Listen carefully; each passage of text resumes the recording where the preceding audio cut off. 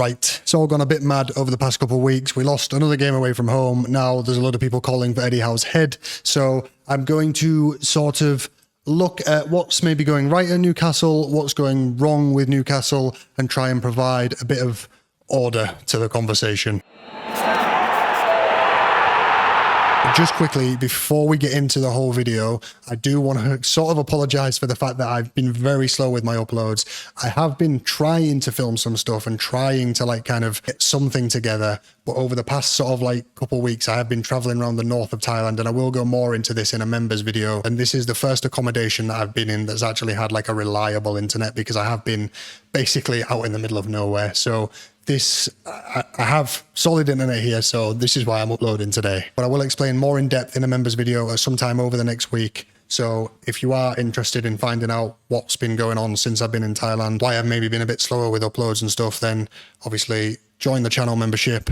But if you're not joining the channel membership, if you're not bothered about that, if you're just here to hear my takes on football, which I understand most of you probably are, then please just drop the video a like, subscribe, and yeah, any bit of support on the channel is greatly appreciated. So there's good news and there is bad news. So do you want the good news first, or do you want the, well, you can't really answer because it's a video. So I'm going to save the best till last, and I'm going to give you the bad news first. Now, the bad news is that this problem at Newcastle could, in the short-term future, be about to get 10 times worse. The situation we find ourselves in, the pressure that's been kind of put on Eddie Howe at the moment, like this could all really be about to blow up even more than it already has. But let me explain why. So currently, obviously, league form, everyone knows, isn't great, but we're taking a lot of relief in the fact that we're 6th in the Champions League table overall. And that's sort of saving the season for us to a certain extent, and also sort of keeping some of the sort of Eddie Howe out shouts away. Now, the issue with that is that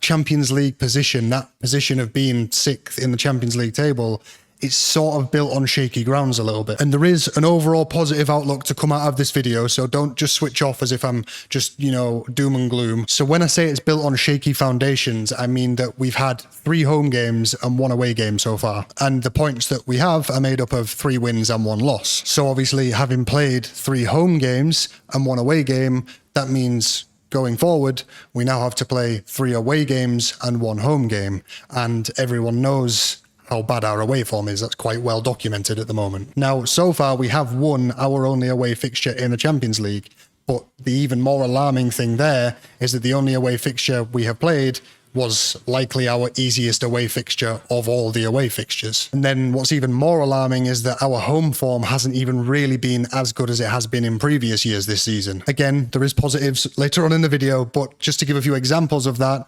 Arsenal, we usually beat them at home, didn't beat them.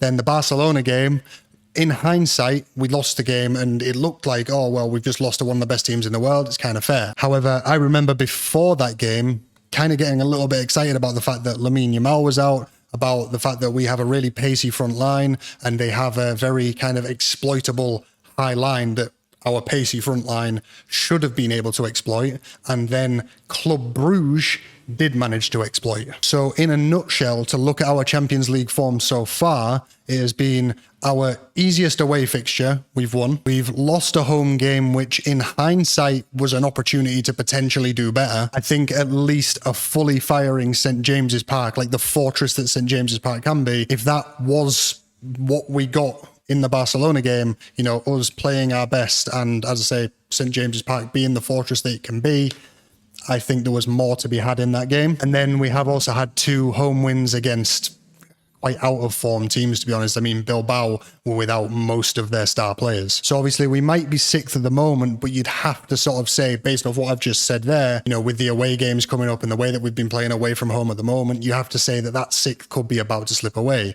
Or is it going to slip away? Maybe there's some reasons why it won't. And I will look into them reasons in a second. As I said, there is a positive to come from this video. But before we get into the reasons it could be about to turn around, I do have to talk about some more reasons why we're shit first. So I'm going to sort of look at what's been going on at Newcastle and why we're shit. And one of the big problems we currently have, and I hate to ever sort of like target players or throw players under the bus in any of these videos, and especially players that I think will go on to be legends of the club. A large part of the problem that we have at the moment, and this is no news to everyone, like everyone's quite aware of this at the moment, a large part of the problem that we have, or at least have been having, is Dan Burn. And I hate to say that because I love the guy, but I love him as a centre-back. He is categorically not a left-back. And I know he scored a really good header against Bilbao midweek, playing left-back, and, you know, we all celebrated it. We all had a great time. It was an amazing header, but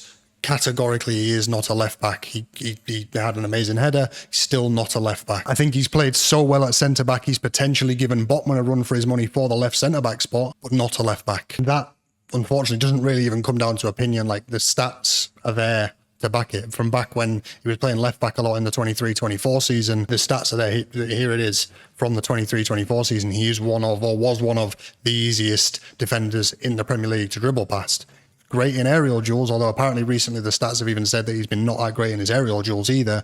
But overall, like, you see it every game, every single game he plays as left back, the opposition spend the entire game targeting him because he is so easy to dribble past as left, because he's just not fast enough.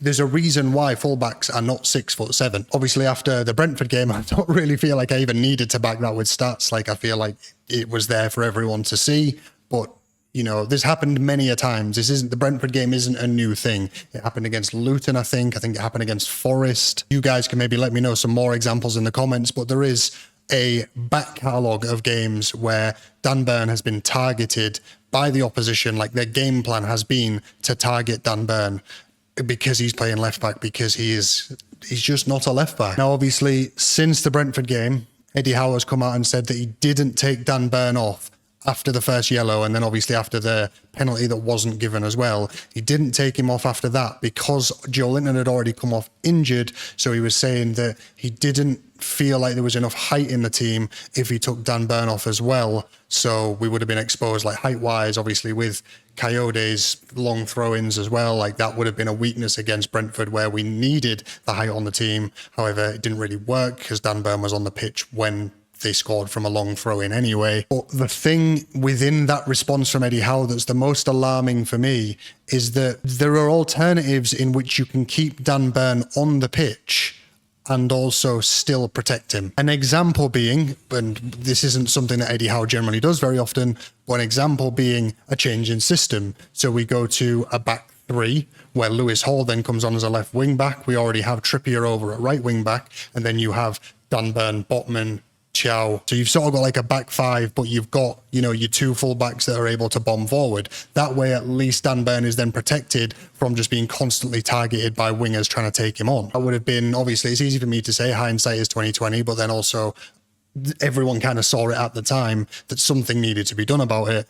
But yeah, that was a way to do it. There's another way to do it where you just take Botman off, move Dan Burn over into the centre. If you really, really that desperately need Dan Burn's height, as I say, take Botman off, move Dan Burn over into the centre, so he's now playing the left centre-back role, and then you can bring Lewis Hall on again. That way, again, Dan Burn is being protected, so he's not the one constantly having to deal with these one-on-ones against fast wingers that he's going to get outpaced by every single time. Obviously, the alternative that everyone wanted was just Dan Burn to come off and Lewis Hall to replace him, but, you know, if, as Eddie said, if the height was needed that much, then that's an alternative. At least that makes sense to me, but I don't know, I'm just some idiot talking to a camera. I'm not a professional football manager, so who am I to comment? But I can't see why that wouldn't work. There's also a lot of people have said about how Lewis Hall wasn't ready to come on. He wasn't ready to play, you know, like a full 45 minutes. Again, there's solutions there, so I just don't really feel like that kind of washes, because you could just drop Murphy to right back, move Trippier over to left back. Trippier's played left back for England, for fuck's sake. So I'm pretty sure he can handle a game playing left back for Newcastle against Brentford. You know, there was Kraft on the bench. Like, you know, there's a lot of options. Like, as much as, you know, Tino being out and Lewis Hall just coming back from injury, it's not an ideal scenario. Like, we still aren't that light at left back. If we were that light at left back, why have we sent Matt Targett out on loan to Middlesbrough? And the thing is, the fact that there wasn't a change made for Dan Burn to come off, like, I'm not fully lumping the blame of that on Eddie Howe, because there is an entire team of people on that sideline that could have, like, I don't think Eddie Howe's the type of person that if someone comes to him with a real, like, this is looking like this is going to happen, it's looking like Dan Burn's going to get a red, the opposition are consistently trying to exploit him, like, there's something needs to be done about this. I don't think Eddie Howe is the type of guy to just completely disregard, you know, that, like, he has a team of people that he respects, and if one of them comes over to him and says something like that, I don't think he's the type to completely disregard that. So it's not just Eddie Howe. Like, there is, as I say, there's a team of people here that didn't come to that conclusion. And it's a conclusion that a lot of the time I feel like after games, people say, oh, you should have done this, you should have done that. And it's like something that, you know, people try pretend that they saw during the game, but realistically it's just hindsight. Whereas this is one of them things where everyone who says that they saw it during the game, I actually believe them because it was so blatantly obvious. Like, I feel like genuinely every single Newcastle fan that was watching that game was screaming at the TV for this change to be made. It's not one of them, as I say, where, you know, people are just kind of jumping on a bandwagon or it's kind of like a hindsight thing. I genuinely believe everyone saw it during the game, other than somehow magically the team of people that we have on the sideline that can make that decision. Now, obviously, that all sounds very, very negative and almost as if I am jumping on the Eddie Howe out bandwagon, which I am categorically not jumping on the Eddie Howe out bandwagon. I see the criticisms that everyone is having. I've just kind of explained the criticisms that everyone is having with Eddie Howe, and they are frustrating. As I say, I completely empathize, sympathize, whatever. I'm completely with everyone on that and on the frustrations that everyone has had over the past couple of games with it seeming very much like Eddie Howe almost is just winging it, to be honest. But I'm still not on the Eddie Howe out bandwagon. And that's because I do think there is a level of nuance to look at here. First of all, Newcastle have been in a similar situation. This has probably been the worst of them, but we've been in similar situations before where we have been on really poor form and Eddie Howe has managed to turn it back around and fix the problem. I'm not saying that I think this is necessarily the same. I'm not saying that he definitely will fix the problem, but what I'm saying is that he's done it enough times to be able to buy our patience with him being able to fix the problem. If it obviously continues to go on for longer and longer and longer, then, you know, obviously changes have to be made. But as I say, I think he's fixed the problem enough times that he's bought our patience. And what we do know with Eddie Howe is he's quite stubborn sometimes, very sort of has a team selection that is very much, if it ain't broke, don't fix it. Now, the problem is that it is broken at the moment and he does need to fix it, but there is very much this kind of like, everyone often levels the criticism at him that he has his favourites. And a lot of the time for them favourites to come out of the team, there has to be something go categorically wrong, like horribly wrong, or, you know, they have to get a red card, for example. And I think you have to assume that that Brentford game is probably the nail in the coffin for Dan Burn ever playing left back again. Obviously, Lewis Hall was kind of knocking on the door anyway, just, you know, when he's been coming on for his cameo appearances, you know, the 20-25 minutes at the end of a game, he's looked class. We all remember how class he was before he went away with injury. And then if you couple that with the fact that Tino's coming back soon, can also play left back, we've got Trippier can play left back, like, we have a lot of depth coming back in at fullback to the point where hopefully we shouldn't even be considering playing Dan Burn at left back again. And I think a lot of people have been finding little problems here and there with like how we're attacking, and like people, like Craig Hope, for example, has started trying to pile on Voltemada for, you know, how the attack isn't clicking. And I think that Voltemada obviously has done nothing wrong. Voltemada has shown pure quality in what he has brought to Newcastle in the appearances that he's had. Granted, he's not particularly the fastest and he isn't able to move about as much as Isak was, but he's also had no service. He's had literally nothing coming in from him. Gordon's been fucking useless. Jacob Murphy's been good, but hasn't been playing every game. Outside of that, he's had relatively nothing whatsoever to feed off, and he's still managed to score goals. And what I do think, and you could kind of see this when Lewis Hall came on, is him being on the left side, maybe Tino or Trippier being on the right side. That should hopefully start to give Voltemada some service. Obviously, the wingers aren't doing it at the moment, so that, for me, that's the best chance we've got. And as I say, you saw it when Lewis Hall came on against Brentford. Like, he played an incredible ball into the box. And I think when there's a possibility of service coming from both sides, Lewis Hall on the left, Trippier or Jacob Murphy on the right, when there's a possibility of Voltemada being given chances from either side, that's when I think that sort of really potentially starts to click. I don't think it's the best setup we could be playing with the team that we're potentially going to have available in the next couple of weeks. I think that a better alternative would be to put Voltemada, drop him into the 10. I said this in my last video, drop him into the 10 when Wissa comes back, have him playing off Voltemada. I don't think Eddie Howe is going to do that because Eddie Howe likes to very consistently stick with 4-3-3, but I do think that would be an incredible option. I do think that would really help us kick on. Again, I'm not a football manager, so what the fuck do I know? And also talking about changes that have potentially been forced to happen, obviously the Dan Burn one through the red card, there is a possibility with Pope going off injured, there is a possibility we could see Ramsdale starting to get starts, which again, because of his ability to use his feet, like because of the ability to then sort of play out from the back a bit, I think that again completely changes the way we play. So there could be a lot about to change about the way that we play. I think there's a lot for Eddie Howe to work with. It's just whether or not he makes the changes and works with what he has available. As I said, I think that Brentford game has potentially just forced a scenario where the changes that needed to be made almost have to be made now. And if you put them changes in, then if we look at the fixtures that are coming up, are they enough to get a result against Man City? Probably not. Marseille and Everton away. The way we're playing right now, no, we wouldn't get a result against them. But with the changes that potentially could come in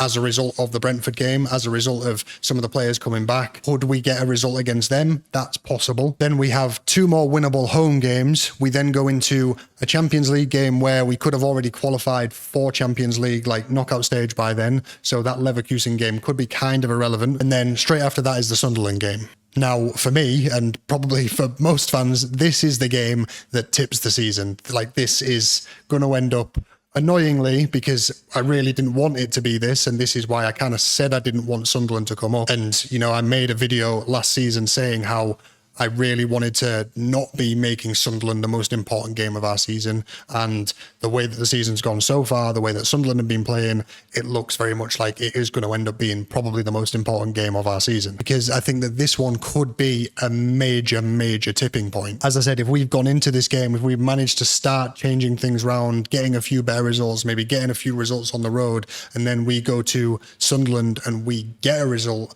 against a team that is generally in very good form and will probably continue the form that they've been on right up until our game. So if we go away there and beat them, that's going to really, really, really kind of boost morale, boost confidence, all that kind of stuff. Just generally boost the feeling around the city, which is, obviously I'm not there right now, I'm in Thailand, but among the fan base is just a very kind of subdued atmosphere at the moment. Obviously, if we were to lose that game, then the fan base would lose it, the players will lose all confidence, like the morale would...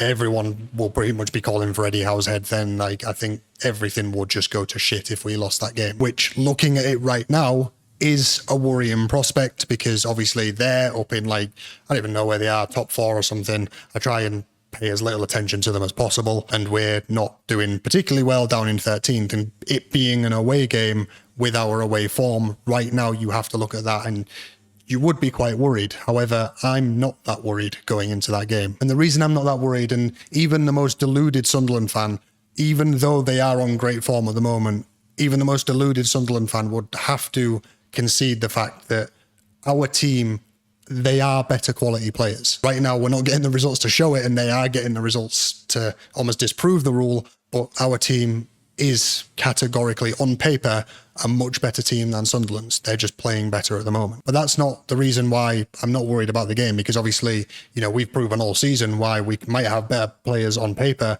than they do, but they're getting results and we're not. So that doesn't really mean all that much. All I'm kind of saying there really is that we do have the quality to beat them, and with ease if we play properly. The reason why I go into the Sunderland game, a game that I think is going to be massively, massively important for the season, the reason I go into that with confidence, even though looking at things as they are right now, I probably shouldn't, the reason I go into it with confidence is because looking at our team, we have a lot more players in our starting 11 that understand what that game means. Sunderland have a very new team, a team that are all kind of like bundled together of a lot of players that don't really fully understand what it means to the area. I can't see Reynildo leaving everything on the pitch in the way that a boyhood Newcastle fan Lewis Hall will. I can't see Siddiqui getting, stuck into every single challenge in the way that the adopted Geordies of Bruno and Joe Linton will. I can't see, a Simon Adingra relentlessly running the channels and tracking back and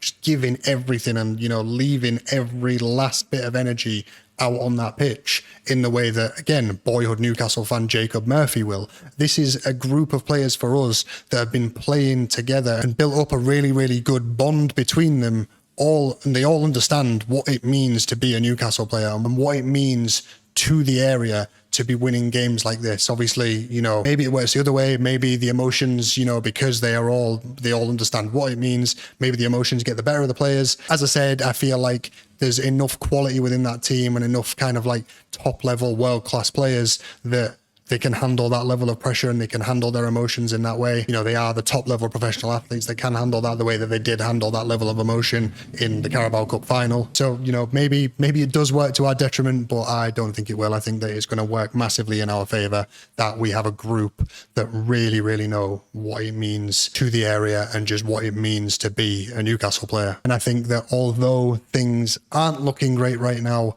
we are in a very fortunate position where we have a number of players within the team, a number of players who have really bought into the club's culture, who will unquestionably give everything for the badge on the front of the shirt. And ultimately, I think that's all we really need, with a bit of luck in the fact that Eddie Howe might have to be forced into making some of the right decisions. But I think that them players being able to give everything for the badge and the luck of Eddie Howe being forced into the right changes, that should be all we need for things hopefully to turn back around. And, has Eddie Howe then masterminded the change? Probably not. Do I particularly care if he's actually masterminded the change or just kind of been forced into making the decisions that we all kind of wanted him to? I don't really care either way. Like, if he gets to stay, and even if it is accidental and it's kind of like just fallen upon him, either way, I'm happy if Newcastle are winning and Eddie Howe is still the manager. I also think if you look at that scenario a bit more long term and a little less short term, yes, he might not have brought Lewis Hall in maybe as early as he probably should have done and taken Dan Burn out of the left back spot as early as he maybe should have done, because realistically, as soon as Lewis Hall was fit again, Dan Burn shouldn't be starting a single game at left back. But the fact that he's allowed Dan Burn to stay in, like, sometimes, again, as I say, if we look at it a bit more long term, it kind of has the players wanting to fight for Eddie Howe because, they like him. They like that he's, going to stick by people and stuff like that. And, he's not just going to, as soon as someone comes back from fitness, just, no matter how well you've been doing, you're straight out the team again. Like the players are going to respect to a certain extent that it's not just a case of anyone has a set position in the squad. Lewis Hall has to work his way back into the team. Even though everyone knows Lewis Hall should be playing left back, he still doesn't get a guaranteed right to that position. And that, he has to take his opportunity when it comes. And that once someone has cemented that spot, that opportunity might not come around very often. And on the flip side, if you're in that spot, you have to give your everything every game, because that's one thing at least for sure. Application wasn't Dan Burn's problem. It was just the fact that he's just not fast enough to be a left back. But yeah, let me know what you think in the comments anyway. How do you think this all kind of plays out over the next few months or over the season overall? Do you think that, it does get turned around eventually and we do finish the season strong, maybe in European spots, Cup run, Champions League run?